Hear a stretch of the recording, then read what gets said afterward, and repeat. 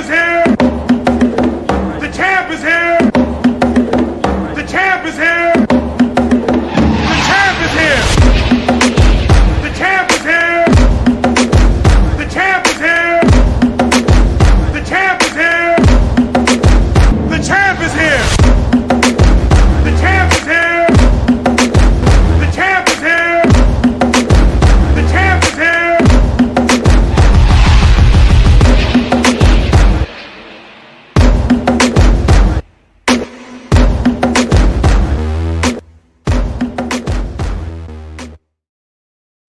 Welcome to State Champions Podcast, where it is always a celebration. On State Champions Podcast, we discuss people, politics, community, and culture. And what would our podcast be without discussing sports with two great friends, current coach and a former coach? I'm your co-captain, Raphael Peterson. To my left and to your right is co-captain George T. Ward.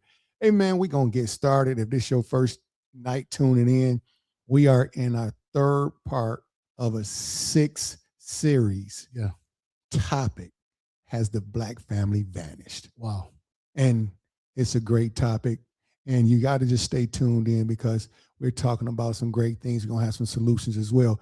Gee, where can they find us at on our socials and all those good things, man? Every social y'all could think of. Instagram, obviously YouTube. Again, mentioning YouTube, go to YouTube, subscribe, hit the like button, check us out. Watch us on YouTube as well. Obviously Facebook, TikTok. If it's social media, we got it. But more importantly, call somebody. Y'all check us out, have a conversation. Let's talk about it. No doubt about it. And what's that number they can reach us at, G? It's 313-458-4445. No, it's 458-4445. It's 313-458-4445. Yep. And make sure y'all call a friend. Now, listen, I got the lines open tonight. Lines open. Don't be shy. Don't be afraid to get on the mic. Call in.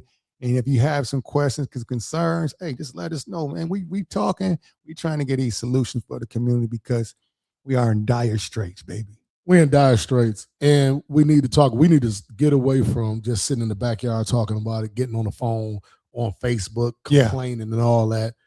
Let's talk about it. Let's get in an open forum and let's talk about this thing. Let's come up with some solutions because as we're watching it, our families are suffering. Oh, yeah, for sure. And again, has the Black family vanished? You see what's going on. If it hasn't vanished, it's definitely vanishing. So let's do something to help our young people. Let's help our families, and let's not just think about ourselves. Oh, for sure, man. I want to say this to the people because we are in the third part. Yep. First part was the gold standard. Yeah. The gold standard was simply how the nuclear Black family was looked at and how we were all together, mom, dad, children. We were doing our thing in the 1940s, 50s. Yep. And then there was a turn in the 1960s when absolutely we had the Civil Wrong Act. Yeah. Of 1964. Yep. I know some people don't like that, but the Civil Wrong Act of 1964, for sure, it's a reality. It probably was the worst thing that could have happened to us as a whole. Yep. Because post-slavery. Oh, for sure. No question. But I'm gonna tell you, and you know, I like when people say those things about slavery. I tell people this: slavery was rough, but we came through slavery, and we came through on slavery, and we still was here. You talking about through the Reconstruction era, through Jim Crow, everything. We did all those things, and we still were together. So I really think this was one of the pillars of breaking down the the catalyst for the division. For the division, for sure. Catalyst for the division. And so the 1964 Wrong Act, it was devastating. And then now we're here, part 3. Yeah. And I'm sure people will not like this. Because it's a reality. Yeah. The welfare trap. Now, we know a lot of traps. You know we know a lot of traps. If you in the neighborhood, you know about mouse traps. Trap houses, mouse traps. Mouse traps, rat traps, possum traps. All the kind of everything. So when you think about the trap, nobody ever described the welfare state as the welfare trap. Until State Champions Podcast, we did our thing. Why did we call it a trap, Dooley? Well, see, when you think about this. Yep. See, you got cats at your crib. Yeah, I got cats at the crib. Cats. Yep. I remember years ago, I had a couple mice in the pad. Sure did. So you have to come up with a trap to catch these them. And so you catching them, you to kill them. Yep. And so when you think about the welfare trap, damn, don't say that. It was by design to catch us, our women, trap them, and to slowly kill our community, our culture, and our families. That's what the welfare trap did, brother. It did. Well, Raph, I think to piggyback, and I think to really get us started, that's a great segue. Okay, go ahead. You know, when you look at it, you know, there was a recession in 1973. And, you know, the welfare trap really got going and picked up steam in the 70s. But one of the things that was discussed, and they talked about the welfare model, it relied on a suitable home. Now, this is facts. And I worked, ironically enough, at some point for FHA, you know, now it's DHS, whatever. But for the state of Michigan, it says it relied on suitable homes. Okay. And there was truly a man in the house rule. Oh, for sure. And, you know, a lot of people, you know, some of the younger people, when I talk to them about it, they think that's mythical. And they, coach, man, no, there was a rule. If there was a man in the house, it says, hey, you know what? Hey, he could get a job. The family needs to be taken care of. He needs to do what he's supposed to do, so we can't give you any aid.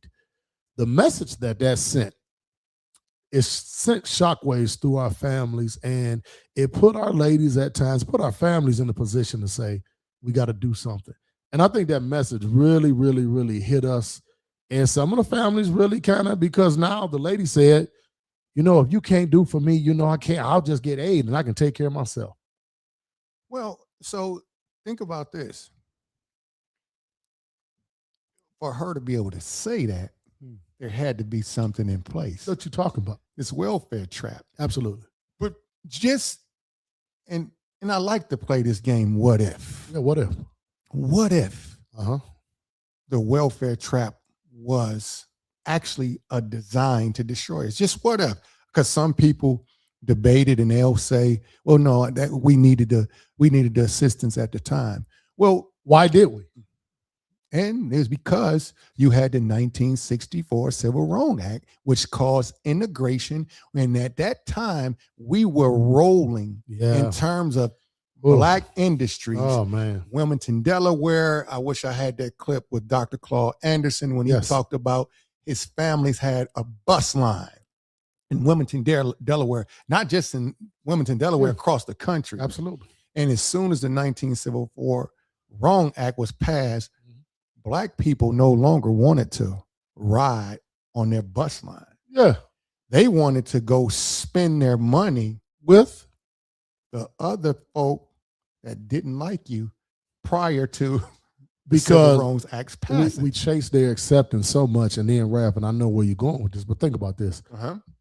That's just a small portion of it. All of those Black businesses that existed. So now, those brothers, businesses gone. You know, we chasing the oppressor, his acceptance. And then you look at those businesses gone, and now you got to get into this workforce. And it talked about how in the 70s, you hit the recession, obviously, which is not an accident. But now those industrial jobs that they talked about, now they're gone. So now you don't have as many businesses in your community. And now we can't even go get some of those industrial jobs. But we got something standing here at the end of the road waiting on you.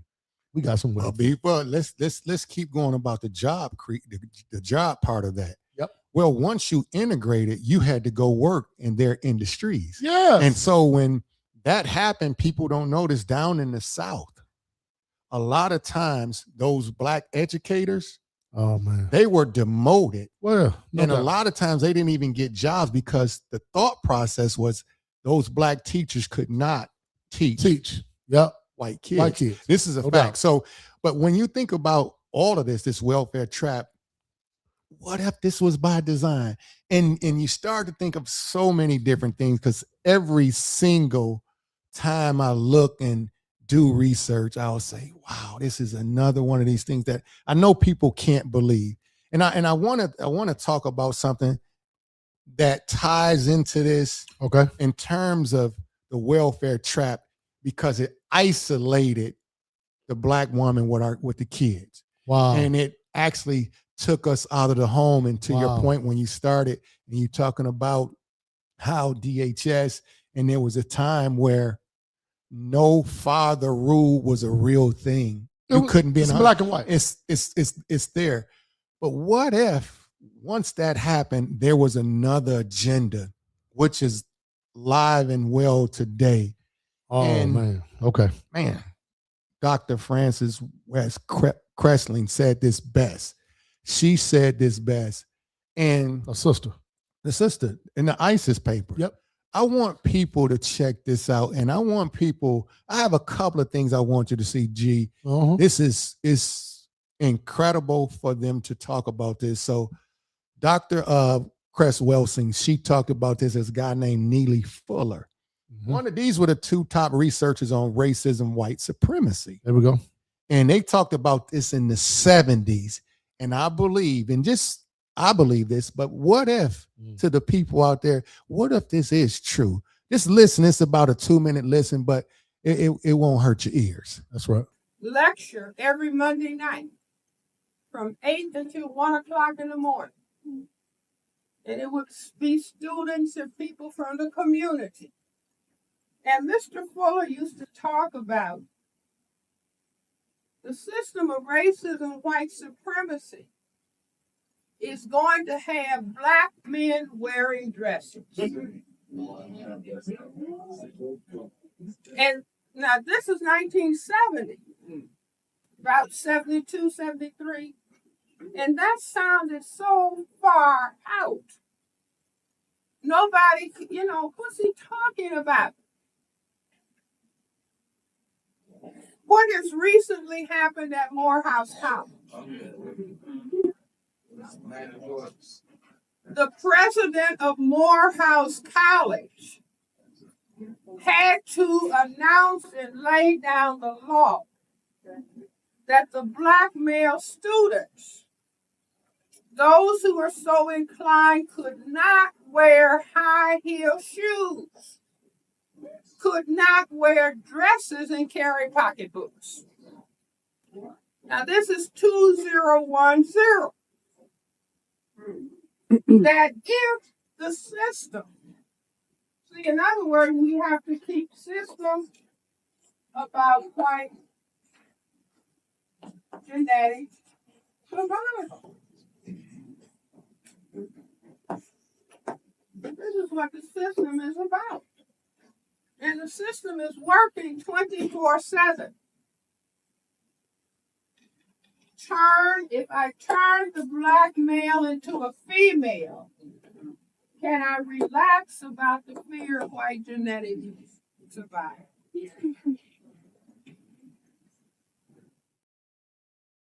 Now, Wow. I tell people, if you do not know who this lady is when she passed away, the ISIS papers are incredible. Yep. They talked about this years ago. Obviously, that's old footage. That was in 2010 and what she was talking about when she was doing this lecture. But the system is what she's speaking about. Yep. She said the system is working 24 hours, 7 days a week. No question. So this is part of this what if question. What if what she's talking about is part of the plan? And it goes on today. I have something better for you, G. There you go. And it's going to be a little upsetting to you, to a lot of people. But this is what they talked about in the 70s. Yep. Neely Fuller, one of the top guys on racism, white supremacy. And if we start to change our thinking about what's really going on, these things are not coincidental. I need you guys to listen to this. Watch this video. So this video I'm about to show is a video what just took place in New York City in City Hall. Oh, no. It's incredible. Yeah. It's incredible.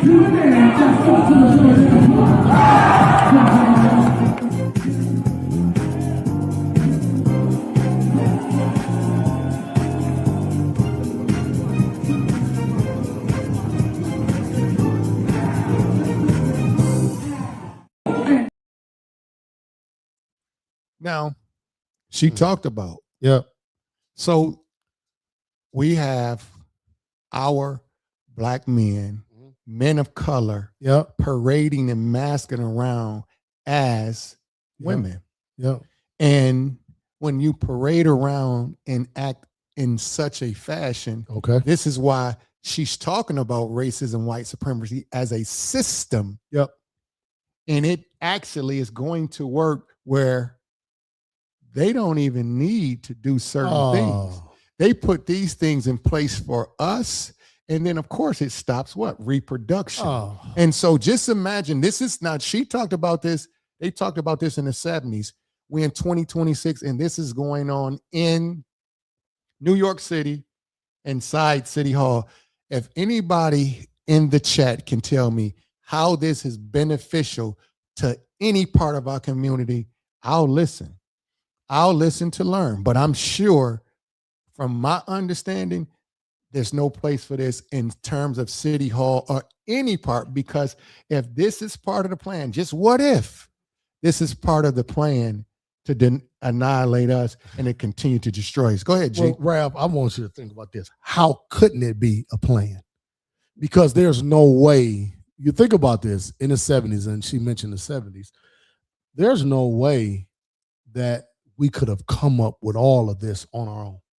There's no way that something wasn't put in place. And I always use the analogy, it's almost as if this government shook up the bottle and handed it to us.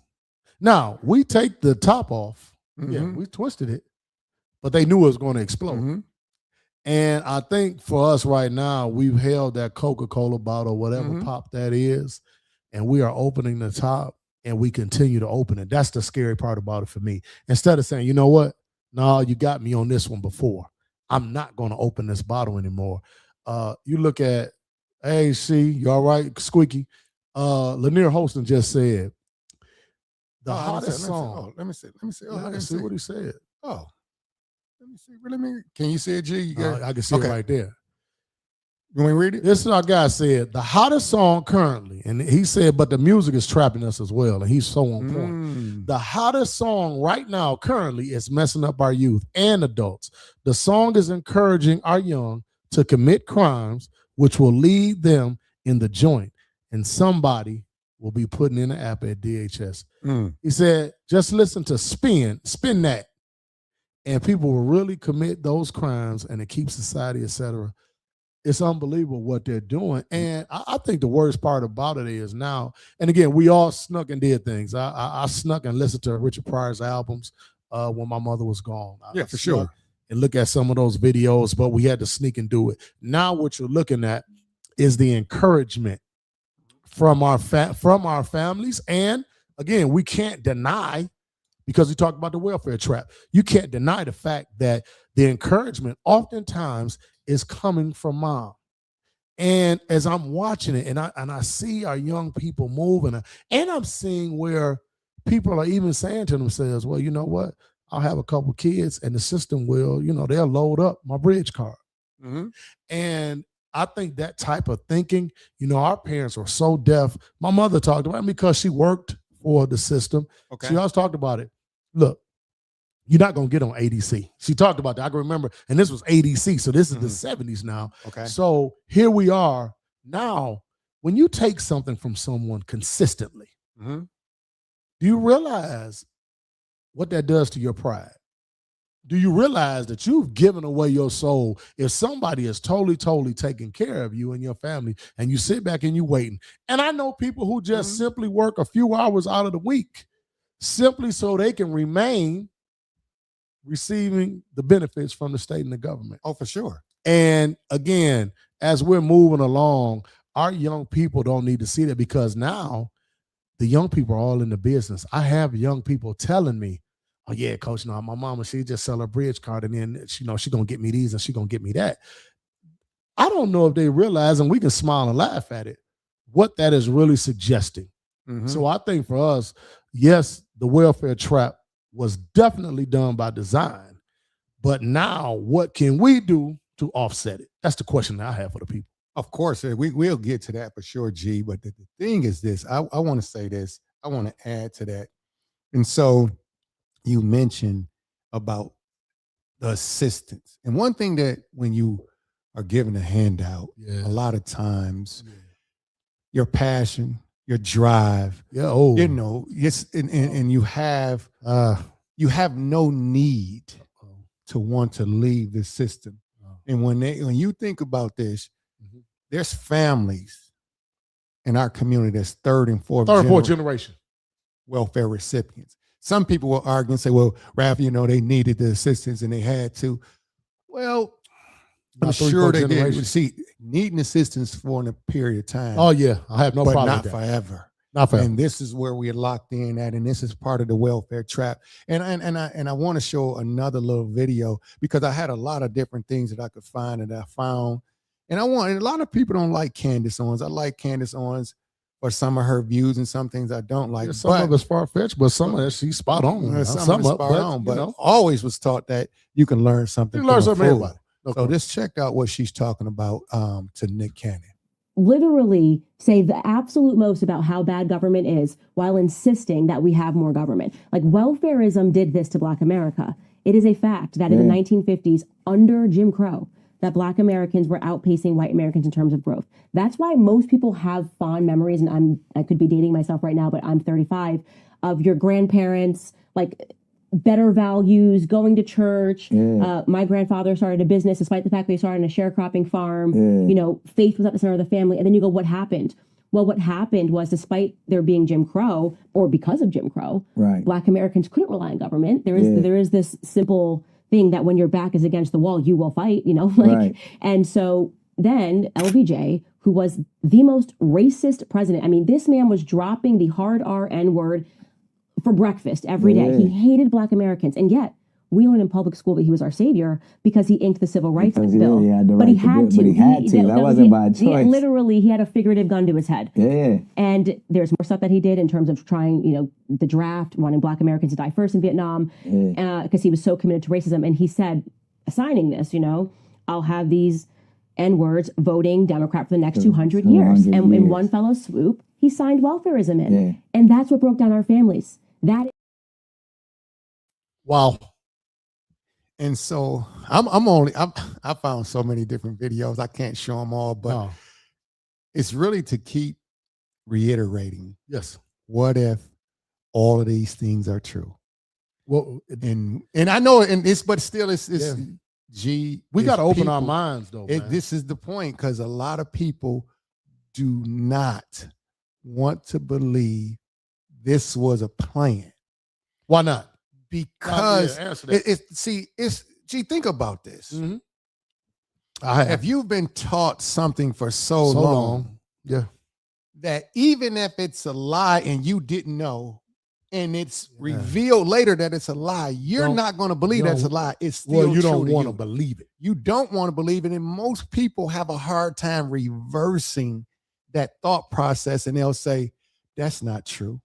That's not true." So it's the equivalent of this. Just imagine you got a call from Aunt Herdy. Oh, man. And she said, "Little George, I want to tell you something." Oh, man.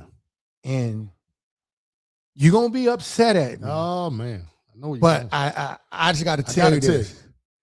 Your mother is really not your mama. Not your mama. I don't care what you tell. First of all, I'm gonna be mad. No, you're gonna be. I'm gonna be upset. You're gonna probably be. But think about this. Yeah, it will be hard for you to believe that. Absolutely. That's what it's like in terms of people not wanting to believe that this was all a plan and it was all a system. And when I show Dr. Cress Welsing, racism, white supremacy, it is a planned event that continues, and it's getting better and better. Yeah, because they have to do less. And they have to do less. They don't have to do better anything. And better, and we don't see it based upon what they're doing. When I showed the video of the guys, the black and brown men dancing in the chambers in New York City. Well, think about this. This is part of the system of racism, white supremacy. It's to destroy the black culture. And then people say, well, why would they want to destroy the black culture? Because it's somebody that's hijacking our culture that You are forbidden to say, but just think of it like this. It's a group of people that we're going to call them the jury, okay? The jury. And when you think about it and everything that's going on, we have been taking over our culture and our community because they want to be the chosen people, but we are. That's the biggest reason. That's the short answer. Yeah. The reason is because we are the chosen people and they don't want us to know that. So they want to keep us divided. But go ahead, G. Well, even to add on to that, I want you to think about this. And this is the most difficult part, I believe, for people. Here we are in America, and initially we were brought here for something very specific, and we understand that. But now they had to figure out a way, okay, we have to make money off of them. In the 50s and the 60s, you got to understand the money wasn't being made. It wasn't given back. We kept the money. We kept our own money, and it circulated within us, within our communities. And so now here we have it now with the welfare trap, Ralph. Colette Artist, good evening, sweetheart. Good to see you on. Here we are, Ralph, with the welfare trap, and this is something that we're going to go into next week even more deep. But the welfare trap brought about an evolution, a power movement, and now when the man got outside of the home, now our women became the largest consumer. So now here we are. Our money is literally going right back to where we got it from. And this is why it's so important. Dr. Claude Anderson, I talk about him all the time. He said, we have to. It's called Powernomics. And he had a book. And you have to look at this as a team sport. We have to pool our resources back together. Okay. And this has nothing to do with being racist or anything like that. But when you think of the term racist or racism, it's just ensuring that they're racist, number one. If we thought in the same fashion and stop thinking we're going to bring everybody in and we want to be inclusive. Yeah. Once you start being inclusive, you're going to forget about yourself and your group. Yeah. Think about the Arab Americans. Okay. Asians. Okay. American Indians. Okay. You think about, you name each group in this culture. Yep. In the United States of America, they have their own communities. All of them. And they have, now here's the thing, they're parked inside of our communities. Oh, and sure enough, we will not support our own. We'll decide, instead of going to buy the hair from the lady who Keisha, you'll go to the young lady who's from Korea. No doubt. And this is part of this whole mentality. You said it earlier. We have to change our mindset. So changing our mindset is the key to a G. But where do you start, and how do you start this whole process to get people to see this is really a trap? I don't know if the one thing that disturbs me more than any is within itself. You talk about, again, the welfare trap, but it is part of a puzzle, the welfare trap. There's so many other pieces to this puzzle. That's amazing. But we don't want to identify with that because, again, as you said, we want to tell ourselves, because I think it can become depressing to some. Instead of making you say, you know what, I need to get up and really make something happen. I need to help my community. We will say, well, you know what, it's too much for me, because now there's a suggesting that, you know what, we're inferior, or, you know, we haven't been accepted. And we want to tell ourselves, no, this stuff, we want to say that this is not going on and this is not part of a plan. Because now if you accept that reality, your mind has to get moving. And I really know that we don't want to dive into all that, because there's a large adjustment that has to be made if we accept those terms. I think the hardest part for us is, you know, you got to look at a rap and say, you know what, wow, as you look at it, let's look at chronologically though. You talked about week 1. And this is, y'all got to understand, I can say this, we really did a good job when you look at it chronologically. And Ralph's like, no, man, let's look at it like this. Let's move this. So here we are. the golden era, as we call it, right? Well, we were married. We were families. They went to church. They spent time together. The extended family was there. All of those things were in place, and we flourished. But now you look at it, the welfare. After the 64 Civil Rights Act or Civil Wrongs Act. Yeah, the civil wrongs. And after that, after all of that, after we fought to integrate for whatever reason, which was really stupid. I'm going to say it, to me, stupid. And then followed with the Welfare Act and them giving us all of this and providing us with things and then saying, you know what? But there can't be, it has to be a suitable home. Well, that means the man can't be there. And when you look at all of those things and then you don't say to yourself, you know what? This was done purposely. Then there's got to be something really wrong with you. And I think to compound what you said, Raph, you think about this. You mentioned 3 and 4 generations of families needing public assistance. 3 and 4 generations. Raph, what's even deeper than that,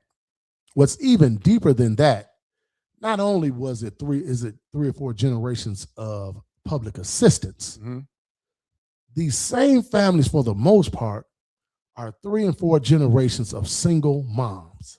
Oh, no question about that. You cannot. Now, y'all can tell me whatever you want to, and you can be mad. I don't care.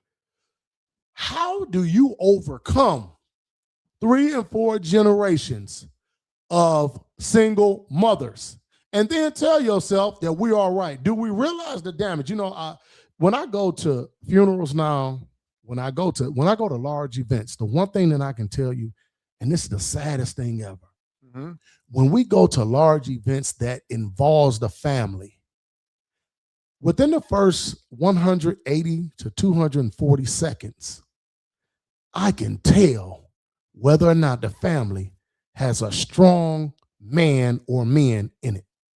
Oh, no doubt about it. Go ahead. And we're consumed, and I think the hardest part for us is we want to talk about everything. We talk about the music, and Lanier, you are absolutely right. We talk about everything else, but we don't want to discuss this welfare situation and what it has done to us overall. And I think until we come to grips with that, we'll have another 6 or 7 week series on this next week. Yeah, no, actually, this series could probably go on for. It can go on into it can go 52 on. weeks. It can go, 52 weeks, because obviously the system was designed to break the families, and obviously the generations of families are paying the price at this point. And it's just it's so disheartening. And then we see it, and then you see every single aspect of it affecting us day after day, to the funerals, young men being killed, the integration, and definitely when you think about integration, because anytime you're in the system with somebody else, they're going to ensure that they're people first. So we're talking, and I just thought about this with this integrated system, the Carmelo Anthony situation down in Texas. Right. See, when you integrate it, you're relying on somebody who does not like to free you from a system that was designed for you to fail. That was designed for you to fail. So that's a whole nother conversation. But it just came to my mind when I thought of that, because we're in their system. So did anybody think that they were going to say he based upon what the video showed, the evidence, he was rightful to defend himself? And he had a jury. Now I want you to think about this. Of course, there was not. Of course, it's not. Again, there was not. Okay, so there was not one single person of color on the jury. Well, did you expect it to be? And so I will say this to you, and Lord knows, without the assistance of some European Americans, we still could have been in bondage. So I'm not suggesting that. But what I am telling you is, as you chase something and you chase acceptance, and I'm just trying to think, and I remember talking to people, and I said, hey man, you got to be very careful of where you try to get your kids educated. You got to be very careful of who you try to be around and where you try to live. And I understand safety. Lord knows I do, because sometimes we make it hard to live amongst us. But I will tell you this. If I look up and I say, wait a minute, it's only 2 of us in this subdivision, we ain't moving there. If I look up and my kid and my children are 3 of 50, we're not going to be in that educational setting. And I think the hardest part for me is, how is it that we did not even consider that this could happen? And I feel for the young brother. I feel for his family. But I will tell y'all this, and I will say this to you unequivocally. Listen, when we improve our communities, and some of us have the opportunity to be within our community and make a positive impact. I think that's the hardest part for me. When I look at the U-Haul truck and I'm watching it go north of 8 Mile, and I'm thinking, damn, Keith Bates, damn, we really lost a family. We really lost a family unit that could have been beneficial to their next door neighbors. And yep, your next door neighbors could have made it tough for you to live there. But damn, we can't keep losing the talented 10th, because if we keep losing the talented 10th, we're going to continue to look like this. It's only going to get worse. So you just, it's funny you said that. So the scam in action is working. Oh, the scam in action is working, brother. And this is part of the whole move. So then you say people moving across 8 Mile, moving out of Detroit, west of Telegraph. So of course, what's going to happen? The word gentrification comes into play, and then property taxes increase because people that don't look like us move into the neighborhood, and we're forced to move out. This is part of the whole system. But when you're in that system, when you integrate, the worst thing that can happen is now you have to be judged by that system. And I'm surprised that people are upset and outraged based upon the system that exists. There's 2 different systems. And once we recognize there's 2 different systems, we'll be better off. And then it's 2 different systems inside of a system that they created. But for the young brother and a victim of circumstance, yes, on paper, he's a perpetrator. And, it's so unfortunate, man, because nobody's going to discuss all the things that went on and happened to him. And the 35 years, I just look at it and say, damn. Of course. I know, of course. But it all ties in. Go ahead. It is part of the plan. And I need us to understand, at some point, when do we stop strictly complaining and doing? When do we stop complaining and we start to do something? And, Ralph, you got to think about this.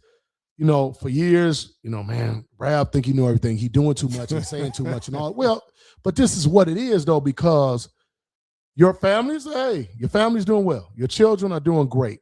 And the one thing that I can say about this is we have to look at things in totality and think about protection without fighting with our hands. And I think that's the biggest thing for us. We don't buy it. Somebody say something to somebody, we scrap. We're going to fight. We're going to kill. We're going to shoot. But we don't think and we don't fight with our minds. And as I'm watching a young generation, I'm watching everybody come up behind us. They are not fighting with their minds. They are not fighting with their brains. And we continue to do bad things, and we continue to move in a different way that isn't advantageous for us. So, G, let me just say this real quick, because this is, obviously, you said they're not fighting with their minds. Yep. Integration in itself did one thing. They controlled the system, so then they can weaken the mind. Yep. And so they don't have the ability to fight with their minds, because to fight the system, according to what they say, you have to do it through lawmakers, legislation, and things of that nature. Absolutely. But I've been explaining, if we continue to look at the whole dynamics, and if people go back through our videos, one thing that's consistent. Consistent. You're not going to fight a system from inside the system. Whoa. The biggest illusion that there ever has been placed on our communities is believing that we're going to vote out a person, which we can do that, but you will never be able to vote out racism, white supremacy. Mhm. So then, therefore, you're trying to fight a system from within by the voting polls. Well, that was designed. If you go back and look at our previous episodes, we talk about this. That was a trap in itself because they wanted you to believe that voting is the answer to end all in and get people out and we're going to change everything.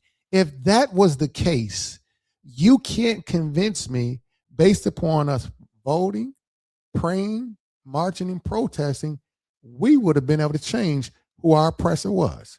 We would no longer be oppressed if this was the only solution. I believe personally the solution at this point, G, is we have to create our own system. We must go back to that time in the 40s and the 50s when we were outpacing white Americans and they said, we can't have this. We must go back to training our kids and educating our kids because we were the ones who were creating different things for the entire world, not just our culture. Yeah, no doubt. So then when they integrated us, the reason why they integrated is not because they loved us. No.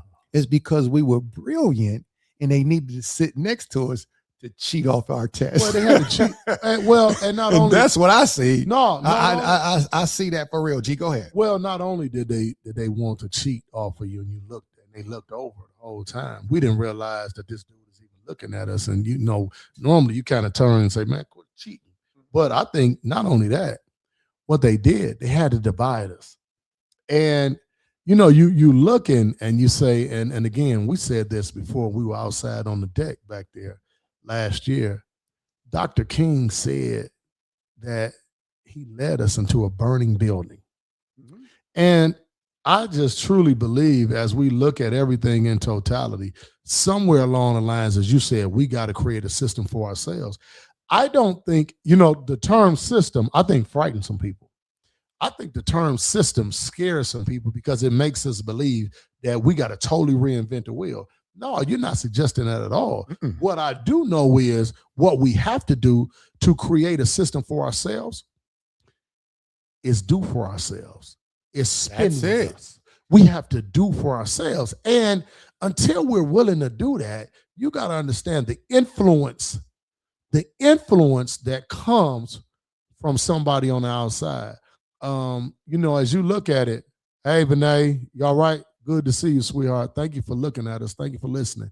I think the hardest part for us, though, is how can we unify to do it?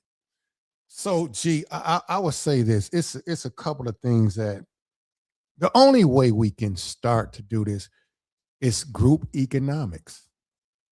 Group economics is the only way. Yep. We have a sister, I can't think of her name, First Black Independence Bank. It's a Black woman that owns that bank. Okay. That's a Black-owned bank. Yeah. What if everybody, I don't know who you bank with, but what if everybody who bank with Bank of America, Chase, Michigan First, what if we said, hey, talk about power? Everybody say, you know what? I'm talking about in shouting distance that can hear our voices. We said, you know what we're going to do? Taking our money. We're going to take all our money out. Yep. No explanation. We just want to take our money out. We got some things to do. We called a lady. I can't think of her name. I'll get it in a second. And we line up at First Independent Bank. Yeah. And we're going to start opening up our accounts there. And we pool our money together into, not into the whole group thing at this point, but just going to the bank. Individually. Now that's what allow us to be able to get leverage when we talk to the lady and say, listen, man, this is what we need to do. And because all they're doing from the other banks, it's called fractional lending. Your dollars, not your dollars. And that's why they holding on to it and they doing everything. But I'm just giving examples, and everything is changing now in terms of the crypto and things of that nature, but it's the same concept. We have to do group economics. We have to have this team sport and believe that we are the number one team and we are the number one group to do it. So in order to do that, we must change our mentality and stop feeding the other side and work on our side first. Ralph, but think about this. You know, we talking about the welfare trap, and it's crazy that you're talking about this. How can it be that we have 3 or 4 generations of families that have relied and depended on consistently state and federal aid? I think we got to get our pride back. And for some of our young people, we talked about this before, we got to teach trades to our children. For sure. We have to do a better job. And we have to do a better job. And I'll say this, when you talk about the welfare trap, because so many of us still are reliant on that, we have to do a better job. And part of our segments in the next 3 weeks or so, we're going to deal with the education too. And the fact that we are not educating our young as we should, because now you have become reliant. When our young people can't read, when our young people can't count, it's incredible. And you know, we caught a lot of flack, and because we did an episode a couple years ago on the prom and all this kind of stuff. I need us to think like adults. I need us to think like reasonable, responsible people. Too many of our young people do not read as they should according to their age. We have some young people that are graduating high school, that are in high school, or whatever, that are reading on a 3rd, 4th, 5th grade level. Now, with that being said, that is something that comes from home. We have to do a better job, because now if a young person can't read, you are just about understanding that at some point they're going to be reliant on federal aid, and we have to do a better job. I'm in agreement with you 1,000%. Mm-hmm. But the person that's at home was part of the broken system, no doubt, that continues to exist. So the kid that can't read at school, that if they came home with the homework, who's going to assist them, especially when mom is the one who now is the breadwinner? She's working, or it's hot girl summer. It's or because you got to think hot girl summer has turned into all year round. But I ain't mean to trigger you. Talk about it. I ain't mean to trigger you, but you understand what I'm saying? Yes. The educational system, again, the system. What if the educational system is part of is working like they planned? Oh, it is. So then, let me say this, okay? And I'm gonna say this, and I'm gonna be as say cordial as possible. Going to say it. When you're dealing with youth, yeah, and they can't spell their names, and you've seen or their parents' name, and I'm not talking about a group of people that's 3rd and 4th grade. I'm talking about a group of young people. That's high school age. High school age. If you can't spell your mother's name, why not?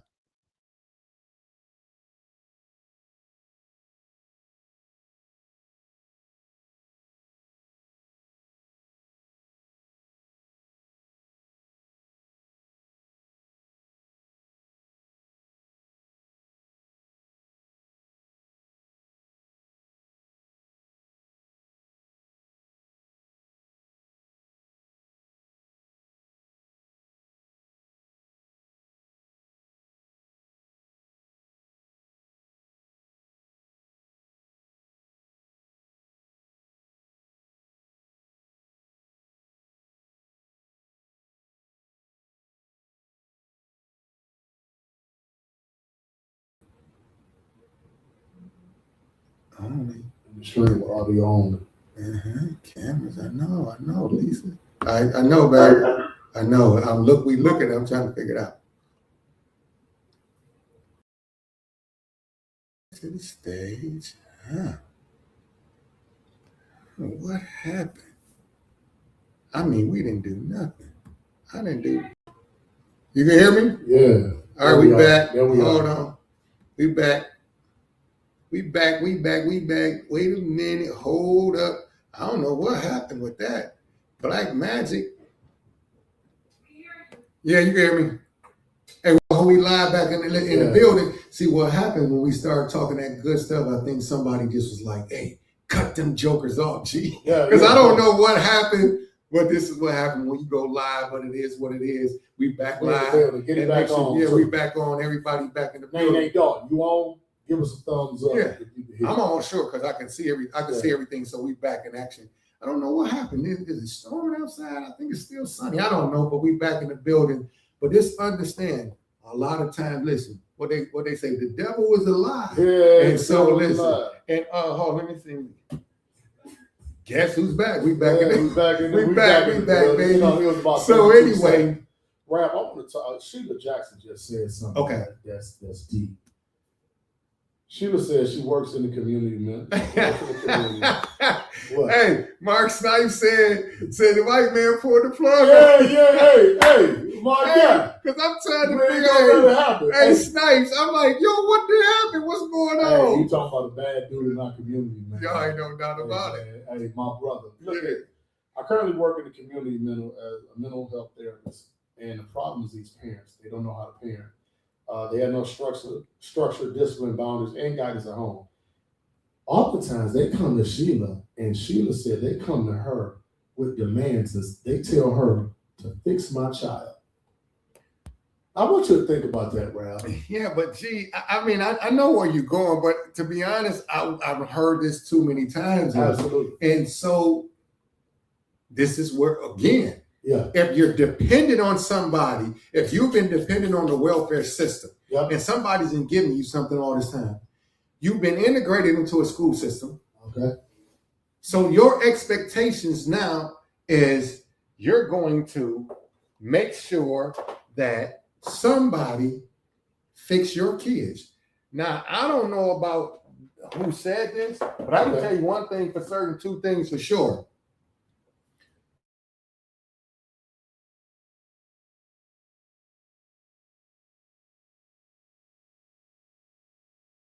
They playing right now. Hey, Daryl Weaver, you see what they're doing to it, my man Weaver. They're trying to get us out of here, don't they? I don't know what's going on with this.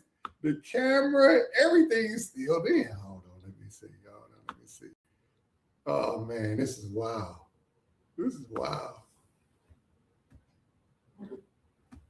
Oh, they only got this one because let me see. Camera. So those cameras are on. Yeah, I know everybody can see me, but I gotta get to the black magic. Let me see this and let me refresh this one. This is incredible.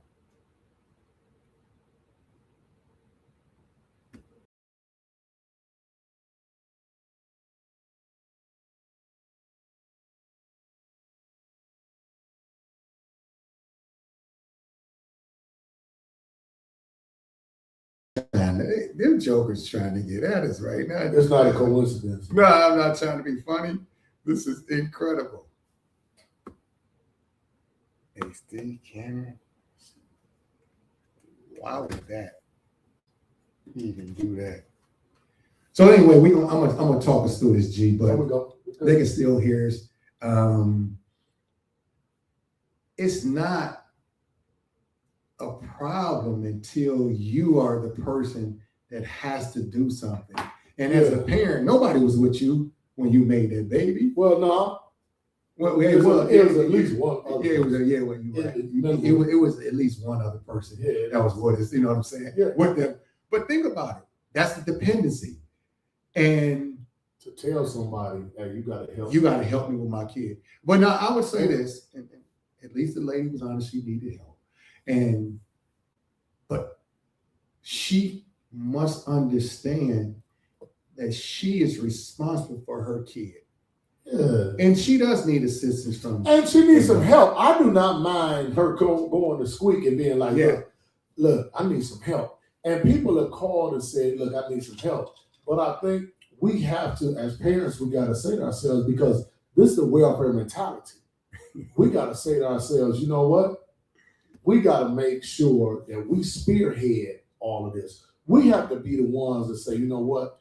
I'm going to be the catalyst for the improvement or the education of my child. Unfortunately, now we spearhead all the material things, yes, all the things that optically are wonderful and all of that.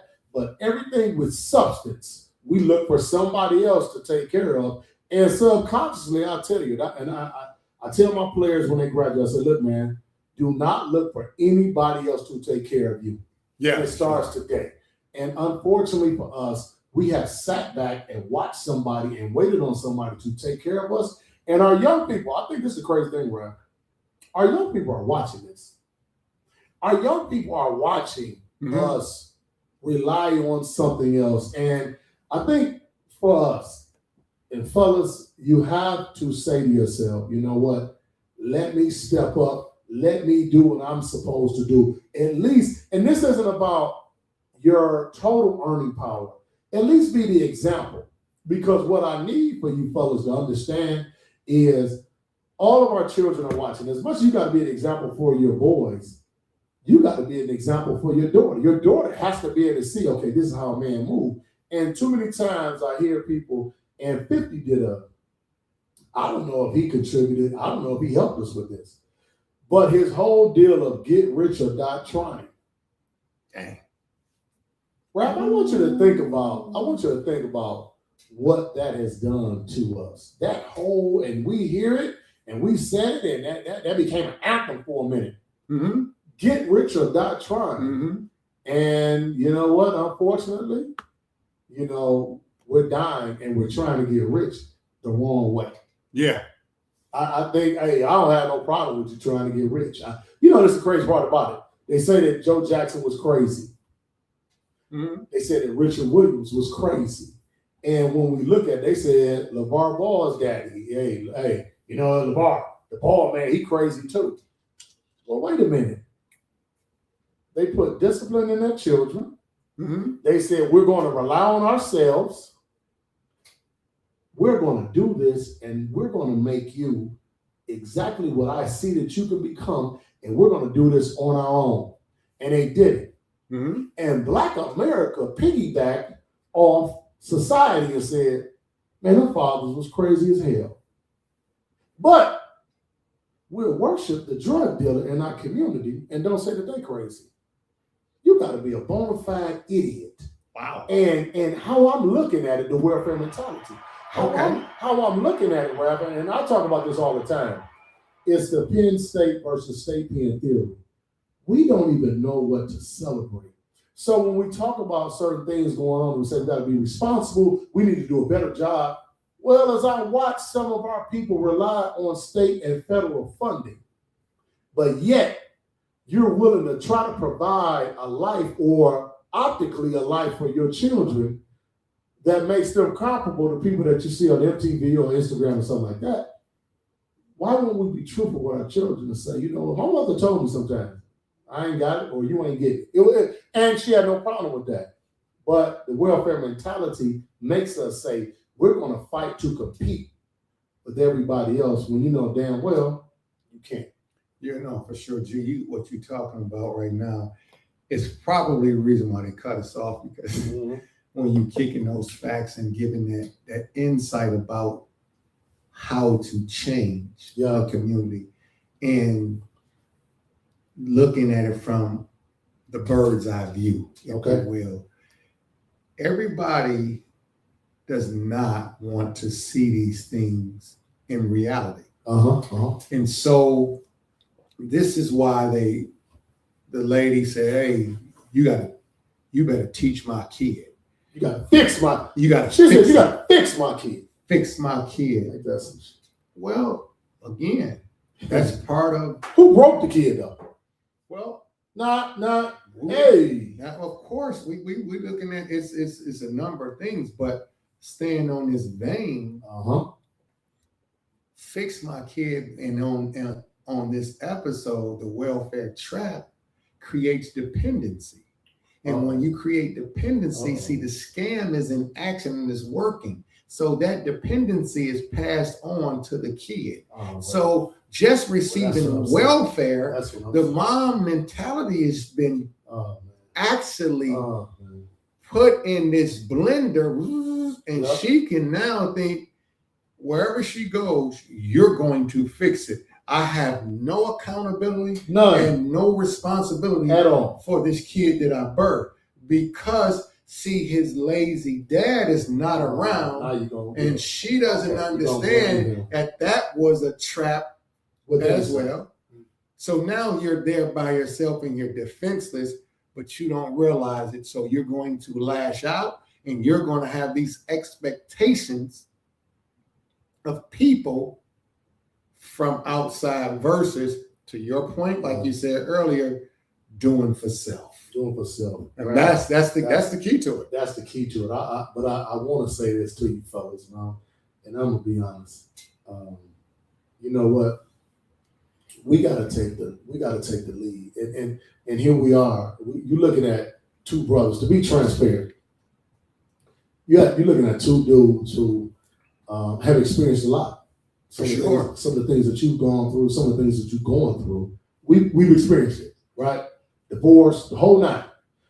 I think the one thing that separates us from a lot of people and some of our friends from others is we kept fighting. And our children knew that we were going to be there every step of the way. Mm-hmm. It was never a situation, I don't care what we went through, I don't care what I went through, what he went through, that we weren't going to be there. I think for you fellas, and I want you to understand this, and Father's Day is coming up in about 10 days.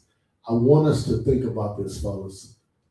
Man, you got to step forward and you got to say to yourself, for the sake of your children, especially for our generation, let's be realistic, y'all. We ain't got 55, 50 more. Take this time to spend time with your children. Some of us, a lot of us have grandchildren. And you know what? Forget everything that's going on. Forget all of that. Let your children see, let your family see that maybe finally they have the man within the framework of the family that can be someone to lead. You don't have to be physically there with the mother or the grandmother, whatever. But our families need you. And so when the welfare mentality hits, you got to understand something. The welfare mentality hit and remained because of our absence. Mm-hmm. Because we weren't present like we needed to be. Yep, some things were done by design, I get it. But again, we've gone through it. I need you to step forward and say, you know what? I don't give a damn what's going on. I'm a win this race. And if that means you got to sacrifice something to spend time and spend energy with your children and your family, then you damn sure better do it. Because as we're looking at it, as we talked about in the title of the first episode of this series, is the Black family vanishing? I got to say, right, has the Black family vanished? I got to say, if it hasn't, it is vanishing right now. And we got to do something about it. So, Gia, and I think here's the solution to this, and we'll talk about this in the upcoming weeks as well. Yeah. There's no other way to do this. You must restore the father. If you don't restore the Black man, you can't. It's done. Rebuild the family is another critical element, obviously. Which came through the family, Ref, like you said, without the father. Without the father, he is the key. Yep. We have to remove dependency. Okay. That's the welfare state. Yep. So in order to remove the welfare state, we must do for self. We must have group economics. Dr. Claude Anderson, Powernomics. You need to read that book. It's phenomenal. Reclaim the responsibility that we thinking, hey, we could do this if we came together as a unit. And if we came together as a unit, it will be outstanding. I don't like the word, some people always say hope. I don't think we need to have hope. We need to start building legacy. Okay. Because building legacy gives people a sense of responsibility, a sense of belonging. That's another thing that should happen. This is the way we can break the cycle. And if we break the cycle, it will be the cycle of what though? Let's talk about the cycle of dependency, the cycle of lack of accountability, the cycle of wanting to be included into somebody else's system. And shiftlessness, and I will say this to you fellas, and this is a great segue to next week's episode. I will say this. Man, we can't continue to be, you can't lead from behind. You can't lead from the back. Hey, man, if our women are working and they trying and they working another job and they get another stream of income, then I'll be damned if you sit back watching her do it and you ain't doing what you're supposed to do. I will say this and I'll say this now. Become the example and understand there's going to be some opposition internally because they've been dependent and they've been dependent on something else. And so in their mind, they can't be dependent on you. You're going to have to deal with a lot of things that are being said to you and said about you, but we got to step forward and do exactly what's supposed to do. Because as Ralph said, I'm going to tell you this now. If the man does not assume his rightful role in the family, in the community, it will never, ever, ever be effective. And I think for us, when you talk about dependency, Ralph, it's crazy. You posted, and we ain't got to go all into the Cooley thing, but you posted the other day a picture of the principal at Detroit Cooley High School, Mr. Posey Williams, God rest his soul. Mathis Epps, our athletic director, God rest his soul. And obviously, the one and only Ben Kelso.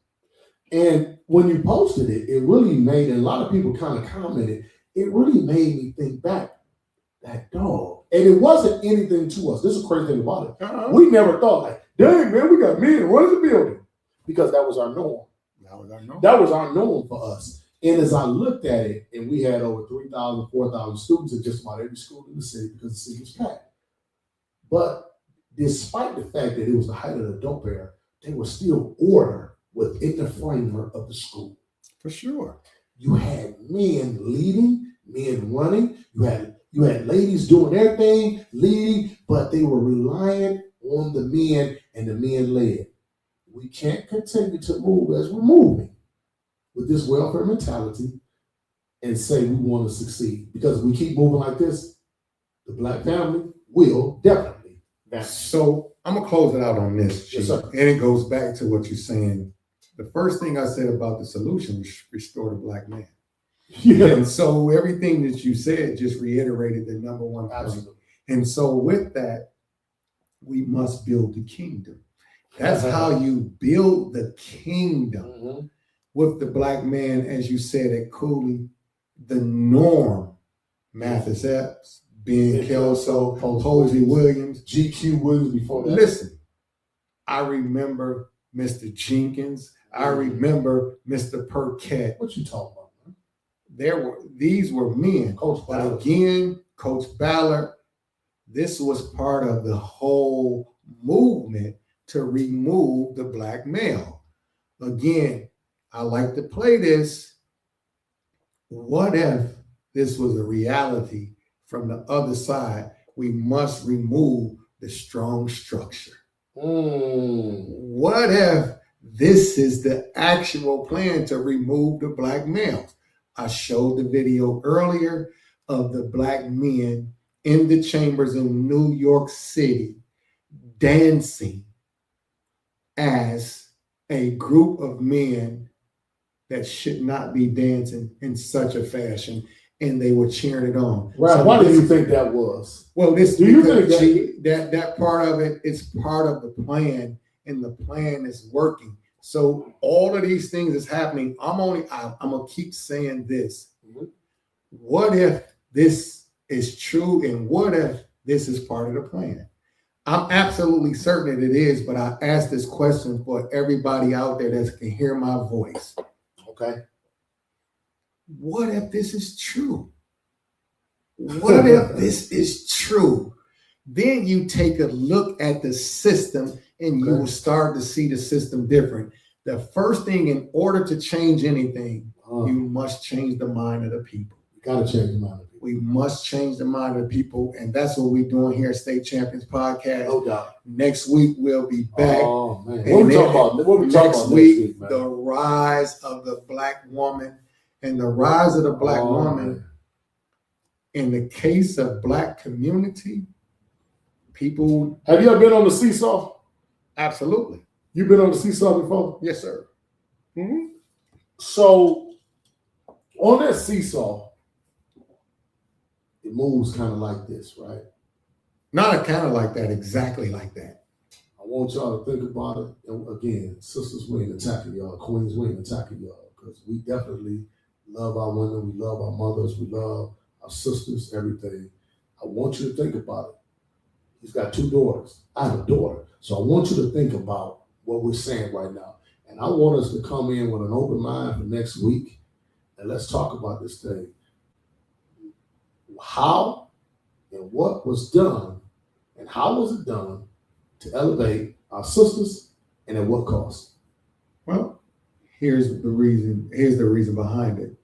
When you go back to the Equal Lives movement, the rise of the Black woman is part of racism, white supremacy. What if this was all a plan? What if this was all a plan? And listen, to George's point, we love our women. Yeah, no doubt. Crazy. But if you think about these terms that they put on our women, strong Black women. Yeah. When you sit and discuss this with women, Real women, listen. Individual, they say, I don't want that connotation. I don't want that descriptive term for me. Don't put that on me. Don't put that on me. So what if this was part of the plan and they pulled the strength away from our community, meaning the Black man? I'll say it again, the solution: restore the Black father, rebuild the family, remove dependency, reclaim responsibility, build legacy, break the cycle, and build the kingdom. We'll see y'all next week. State Champions Podcast, episode 4. Come on. Has the Black family vanished? We'll keep talking. Peace. We out of here. One love. The champ is here! The champ is here! The champ is here!